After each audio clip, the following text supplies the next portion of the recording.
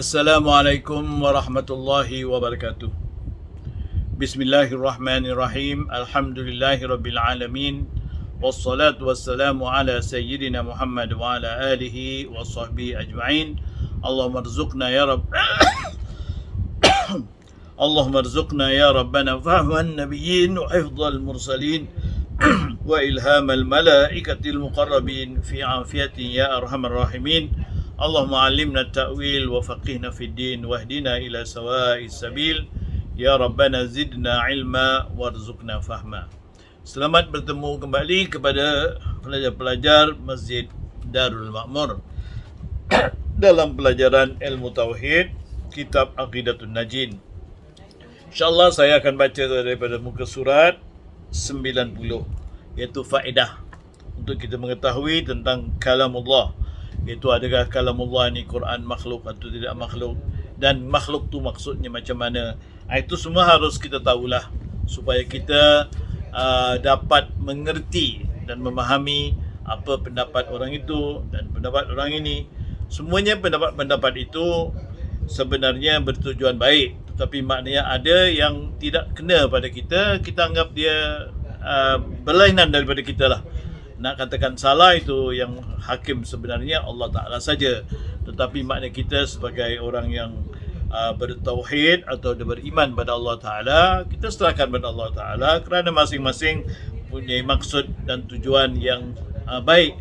Cuma barangkali kesilapan caranya saja yang berbeza-beza. Itu ada perbincangan yang agak sulit lah kalau kita nak bincangkan. Jadi faedah. Bermula awal-awal orang yang mengatakan Quran itu makhluk ialah Ahmad bin Abi Daud. Maka dijatuhkan kepada Ma'mun, iaitu Khalifah negeri Baghdad. Maka ia mengelokkan perkataannya itu. Maka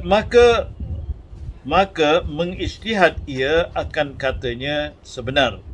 Maka mengikut Ma'mun itu, maka lalu disuruh kepada segala negeri yang di bawah perintahnya, disuruh mengatakan dengan makhluk Quran. Maka tiap-tiap orang yang tiada mengikut dibunuhnya dan dipukulnya dan dipenjaranya. Maka mengambil dalil oleh mereka itu dengan firman Allah Ta'ala, Inna ja'alnahu Qur'anan Arabiya, yang maksudnya artinya bahawa kami jadikan dia akan Quran yang bahasa Arab. Surah Az-Zukhruf ayat 3. Jadi itu asalnya orang yang mula-mula mengatakan Quran itu makhluk. Perkataan ini atau pendapat ini telah diambil sebagai akidah kepada kerajaan Baghdad waktu itu yang dipimpin oleh Ma'mun, Khalifah Ma'mun daripada silsilah ataupun keturunan Abbasiyah. Jadi Khalifah Ma'mun ni memaksa rakyat percaya pada itu. Inilah masuk campur politik kepada orang ramai atau dalam agama, maka menjadi macam inilah jadinya. Iaitu dipaksa orang-orang supaya mengikut pahaman Ma'mun tadi, Khalifah Al-Ma'mun mengatakan Quran itu makhluk.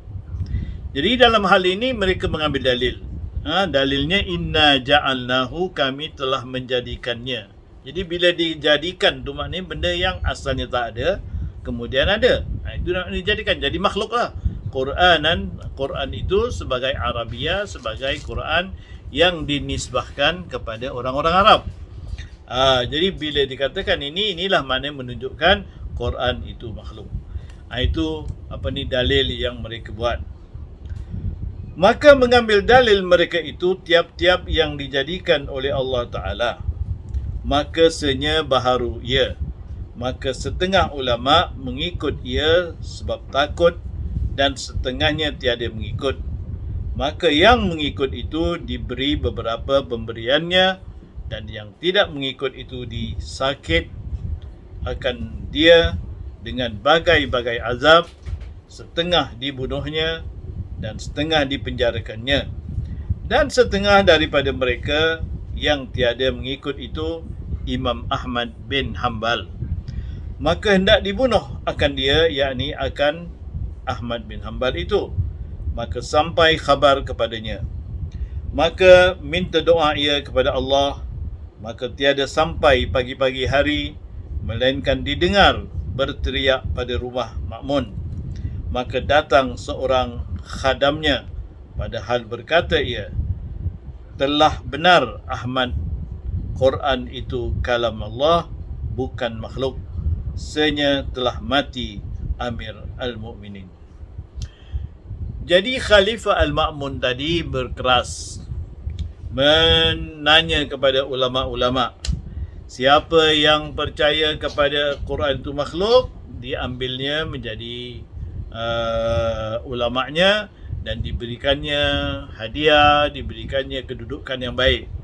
Siapa yang menentangnya disakiti, diseksa, dan termasuk orang yang ataupun dibunuh. Ulama-ulama ni kena bunuh kerana mengatakan tidak mengatakan Quran itu makhluk.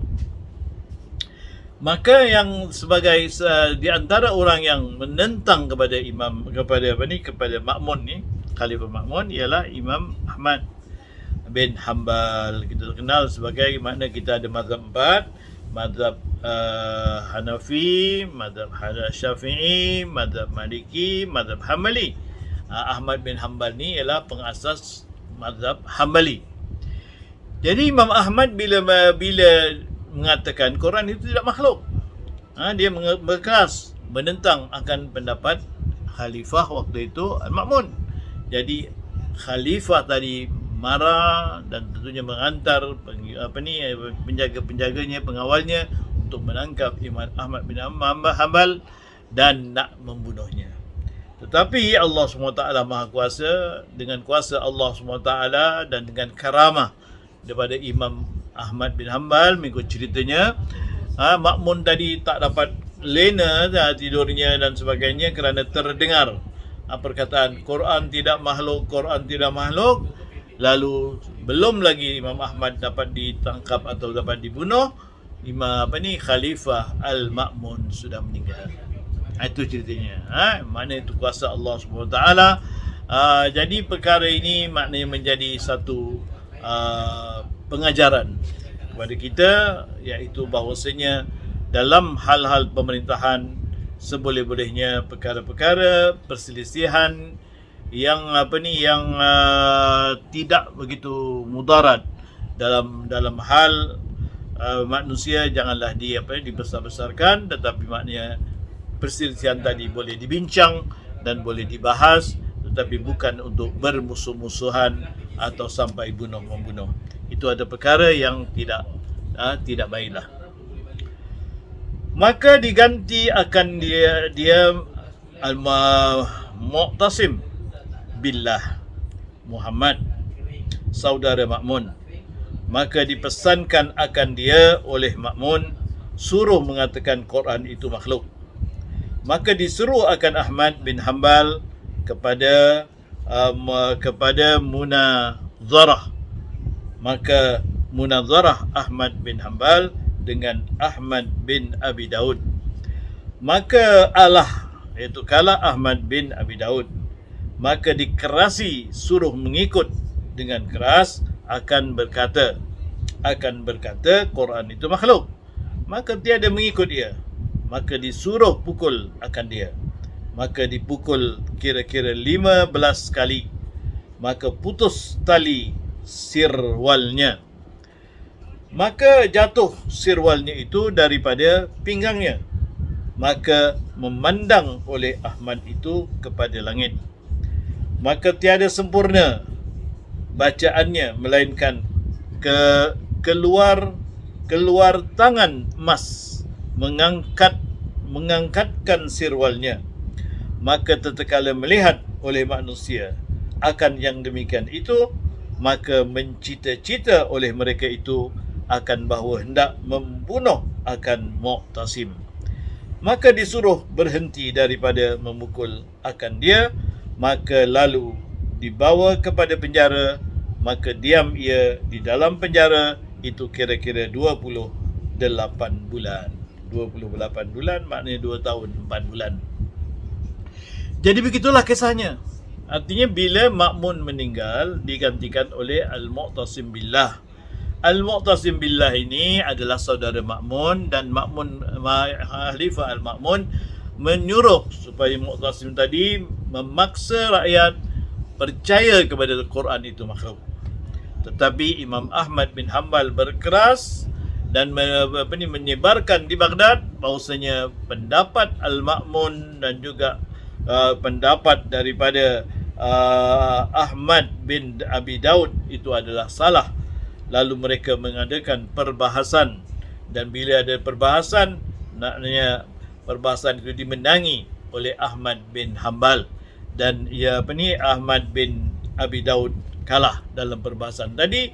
Lalu Mu'tasim billah, Khalifah Mu'tasim billah tidak berpuas hati, ditangkapnya Imam Ahmad dan dipukulnya. Bila dipukul sampai teruk, beberapa kali pukul sehingga sampai seluarnya pun terlepas. Tapi Imam Ahmad berdoa supaya Allah SWT selamatkan dia. Tiba-tiba ada tangan mengangkat seluarnya balik, dan kerana itu maknanya dia terselamat.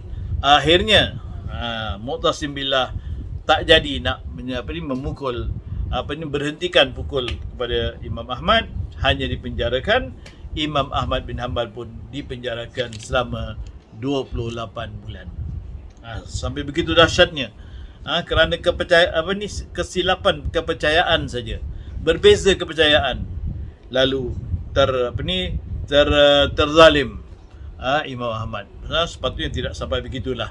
Biar dia dengan pendapatnya, kita dengan pendapat kita, kerana masing-masing tujuan berpendapat tadi ialah mensucikan Allah Subhanahu wa taala. Maka mati Mu'tasim. Jadi orang doa supaya Mu'tasim tadi meninggal Mu'tasim.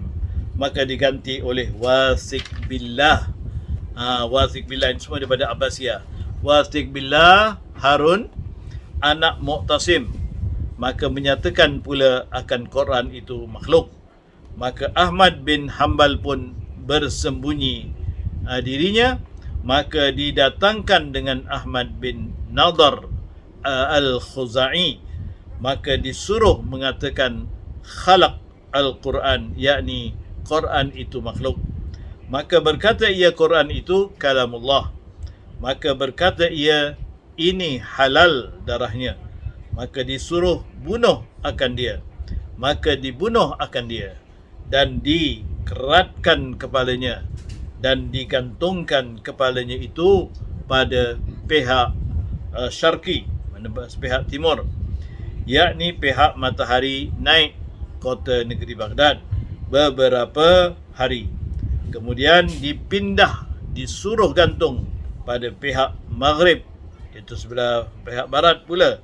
Maka didengar akan dia pada malam membaca kepalanya itu la ilaha illallah, dan membaca surah Yasin, dan suatu riwayat membaca Alif Lam Mim ahasiban nasu ay yutraku ay yaqulu amanna wa hum la yuftanun. Artinya Alif Lam Mim, apakah manusia itu mengira bahawa mereka dibiarkan saja mengatakan kami telah beriman, sedang mereka tidak diuji lagi. Surah Al-Ankabut ayat 1 dan 2. Maka menyuruh Harun itu menyurat pada kertas, diikat pada telinganya. Bismillahirrahmanirrahim. Hadza ra'su Ahmad bin Nadar al-Khuzai. Da'ahu Abdullah al-Imam Harun al-Wathiq billah.